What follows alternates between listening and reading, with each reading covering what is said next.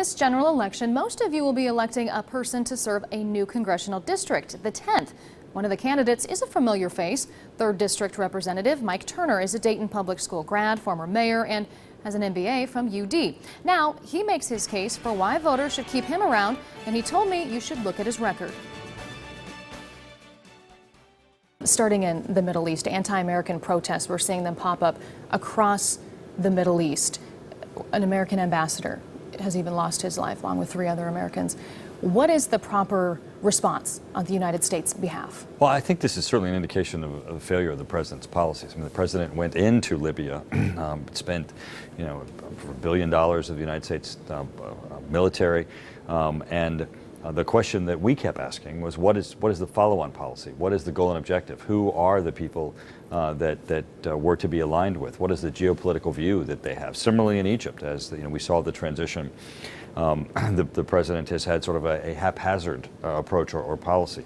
And I think one thing we have to do is just be consistent about what are the United States' interests, and certainly advancing those. Certainly the security of our State Department personnel is one, and I think everybody together mourns what has occurred in Libya. At what point, if any, do you believe we stop the foreign aid to these countries? Well, I think certainly now. I mean, this is I think there's been a questionable, history of foreign aid anyway, and certainly as we saw the transition in Egypt, and as you look to what the president's, billion-dollar intervention was in Libya, I think we have to be very concerned about, basic questions of who we're funding, what we're funding, and what their relationship is and their geopolitical view of the United States. Speaking of the situation and what's going on right there, then looking at home and the looming cuts with sequestration, can the U.S., especially to the military, can the U.S. afford that right now? I voted against raising the debt limit because as part of the debt limit there was the deal where the super committee was to convene to find the cuts that, if they failed, would result in what we all know now as sequestration, or mandatory cuts that would fall upon our Department of Defense.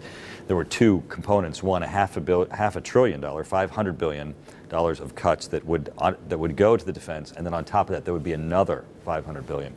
Those cuts, Secretary Panetta, Department of Defense, have said would be devastating, would hollow out our force. We would not be able to continue our current operations.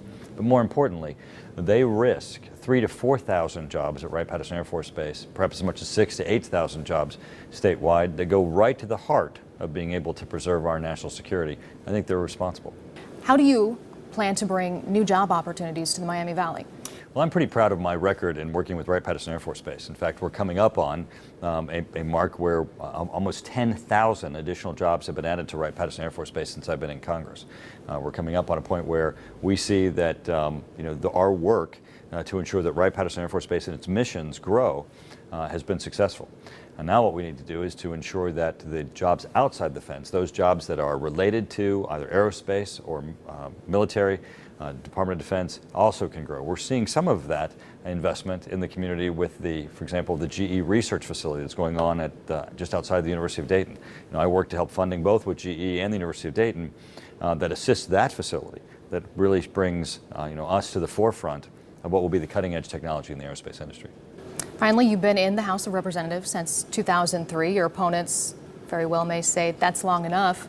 Why do you believe that you deserve to represent the people of the Miami Valley for another 2 years? As we look to the future, what's going to happen with the Department of Defense, future base realignment and closures, additional pressures on cuts for defense spending, it's going to be really important to have someone that not only knows the community, has worked hard and has proven success, but has a record of being able to deliver as we try to protect what's here and also grow jobs. Election Day is Tuesday, November 6th. If you missed my 5 p.m. interview with 10th District candidate Democrat Sharon Newhart, you can watch it online. We posted it on WDTN.com. Just click on the On Politics tab. Our special election previews continue tomorrow night at 5 and 6. Pam Elliott speaks with the U.S. Senate candidates Sherrod Brown and Josh Mandel.